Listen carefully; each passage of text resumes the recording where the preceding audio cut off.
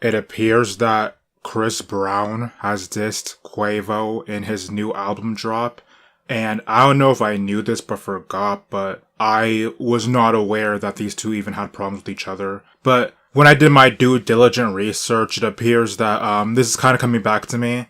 So apparently they are mad because, or at least Chris is mad because he and his girlfriend, broke up, whatever. And then Quavo started dating his girlfriend. And this upset him for some reason.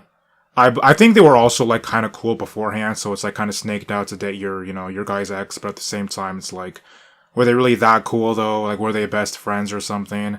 If you guys know more, tell me or something. They were both in the music industry as far as I could tell. I'm not saying there's no way they were cool and they led on to be or something, but were they like best friends though? Were they cool? Like, were they like people in the inner circle? Because if someone's just cool with you, then, like, why would they be banned from sleeping with the same person that you slept with? Unless they were, like, your actual homie or whatever. It's like a Kanye got super mad at Skeet for what he did. It's like, that's not the same, because you are just a random to him. I know you both met each other in real life and stuff, but it's like, when the relationship is over, it's over. They don't have any loyalty to be with you. Now, if this was his actual best friend, like, somebody he'd ride around with, like, just in a regular basis, not like meet once half a year, and you just met both when you were both, like, grown adults. I'm like, this is an actual friend. And then he does something like that. Yeah, I can see the big deal. I can see the whole betrayal angle of it. But, yeah, let me see the actual words here. So, apparently, he just says this over here. Something about he doesn't do Quavo. And every time people have problems with Quavo specifically, they always jump to the Migos, like dissing the whole group. It's like what, Soulja Boy was like, dissing Quavo and then dissing the Migos and walked it back. Like, actually, no, I have no problem with the other two. What do you mean? The Migos are cool. I just hate you, Quavo. You can't really do that when you diss the name of the group that the other two members are part of, but whatever. So yeah, he's here mad at Quavo for whatever. And apparently they were supposed to have squashed it like some time ago. They both made it seem like it was over with, but I guess Chris Brown, being the type of person he is just back to business as usual. And another thing about this situation really interesting to me is the fact that, from what I see on Twitter, everyone seems to be against Quavo and like cheering for his downfall, praying on his downfall, just happy to see Chris Brown insulting him. And this is weird to me because Twitter is full of the most loser-like people, the most like, if you say a word wrong one time when you were 8 years old, you shouldn't have a career anymore, and you should be forever ashamed for that. And yet Chris Brown, a man who is, well known for beating women or something, I feel like the biggest supporters of him are like other women. And I'm not even saying this to be like super, I hate Chris Brown's career, he's a woman beater. Listen, don't get me twisted. I'm not saying there aren't people who are also super mad at Chris Brown for that stuff too. Don't get it wrong the other way either. I'm just saying, I feel like every time Chris Brown gets brought up, the biggest people like simping for him and like bending backwards for him are like women. Quavo was interesting in another light in the sense that I remember back in the day, like in 2014 when the Migos were first kind of, putting their name out there. Quavo was like, they called him the Beyonce of the group. Like, he was the one everyone was, like, just on his meats. He was the one everyone they thought he was the leader of the group. And, he was basically the leader of the group back then. But as time went on, it's like, we just see him for what he is, a guy who makes repetitive hooks and a guy who's just not really musically interesting. He got lapped by Offset, and unfortunately, Takeoff is gone. But when he was here, he was the best Migos, and I don't want to hear anything about it from anybody else. But he was, like, they were just more lyrically interesting than him. And now Quavo is in a position where people are mad at him for this or that, or people just don't respect him as a musician, or they don't respect him for as a person, whatever. And now when people like Chris Brown, who gets in a beef with him, they just want to dogpile on him and say, they're happy to see Quavo fall.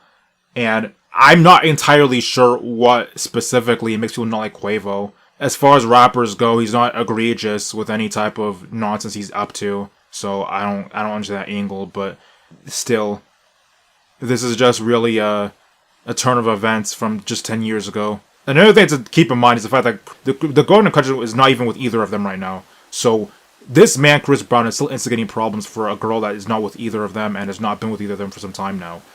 You could tell he's just a weirdo. I actually have a problem with Chris Brown in general. He's just, every time I hear from him, he's just doing too much. Like, I feel like he needs people to know he's hard or tough. Just last year, he got Usher jumped over him feeling a way about Tiana Taylor. He punched on, like, Frank Ocean, too. This guy is just, you could tell he's mad about the fact that he's a light-skinned singer, and that automatically makes people look at him a certain... It's like short man syndrome, except I don't think he's a short guy. He's, like, pretty tall. But it's the same characteristic of this guy. You know people wouldn't take him seriously unless he tried to show out. A grown man who moved from Virginia to LA and then said he's a blood from LA. Like, this type of person is just super, like... His music doesn't have a problem with. I think he's a talented musician, talented dancer, but I think he's kind of clowned out, you know? I just don't appreciate the whole tough guy act. And I don't understand the whole support for him from all these weirdos who you would spit on if you saw them in real life. So, in general, this beef is something that I really can't say much about because I don't care about either party involved in it. And more importantly, I'm not too deep versed in all their little interactions with each other. So, the history of this beef is a little, you know, I'm sure one of you guys in the comments can fill it in for me. You know, let me know the historical context of why these two Negroes don't like each other. Give me the encyclopedia rundown, and I'll see what I see about it. But that being said, this beef has just been a distraction for the real event, which is the, you know, ongoing feud between Drake and all of his enemies who have teamed up together. And we will see what comes of that much more interesting feud in the coming days. And also, it's interesting because Chris Brown and Drake had problems too. He better not show up at anything in the future because that is long gone and forever done.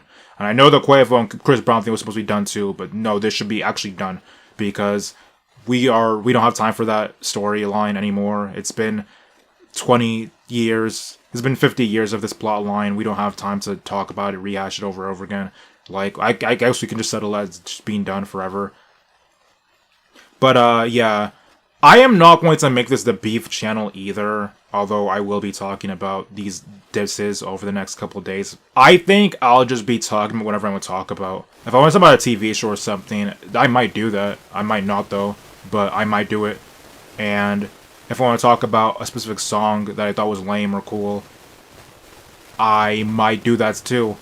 The point is, I don't want to just talk about one specific... I don't want to be this channel of, oh, let's find out who beat with who in today's episode. No, I want to talk about something that interests me or stuff that or trending topics I think is interesting. This is something that I do think is kind of interesting because I did not know these guys even had problems like that. At least I didn't know they still had problems like that.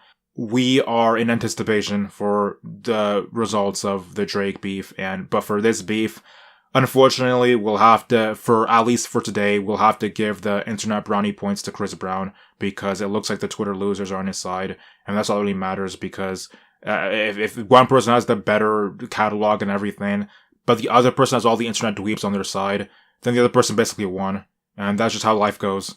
Chris Brown, hold your W while you still can. Because if Quavo comes back and it's actually heat, then, So yeah, let me know how you feel about this conflict. So let me know which side you've chosen. Let me know which side you've pledged allegiance to. Let me know your superior officer, the name of your sergeant, the name of his general. And let me know when you get deployed for action. And yeah, just keep me updated.